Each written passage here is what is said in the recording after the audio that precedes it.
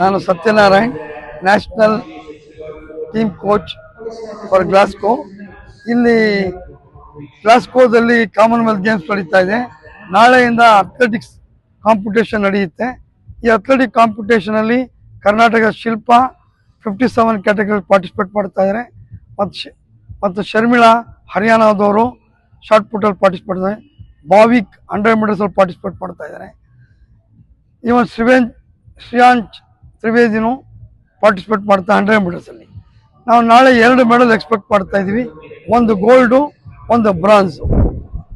ಅದೇ ಥರ ಇನ್ನು ನಮ್ಮದು 1ನೇ ತಾರೀಕು ತನಕ ನಮ್ಮ ಈವೆಂಟು ನಡೆಯುತ್ತೆ, ಪ್ಯಾರಾ ಅಥ್ಲೆಟಿಕ್ಸು.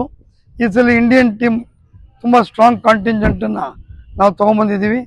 ನಮ್ಮ ಭಾರತದ ಕ್ರೀಡಾಪಟುಗಳು ಇಲ್ಲಿ ಚೆನ್ನಾಗಿ ಅಚೀವ್ಮೆಂಟ್ ಮಾಡ್ತಾರೆ. ಆ್ಯಸ್ ಎ ಕೋಚು ನಮ್ಮ ಅಥ್ಲೀಟ್ಸು ಮಾರ್ನಿಂಗ್ ಆ್ಯಂಡ್ ಈವ್ನಿಂಗು ಇಲ್ಲಿ ಚೆನ್ನಾಗಿ ಪ್ರಾಕ್ಟೀಸ್ ಮಾಡಿದ್ದಾರೆ. ಅವ್ರ ಫಿಟ್ನೆಸ್ಸು ಚೆನ್ನಾಗಿದೆ.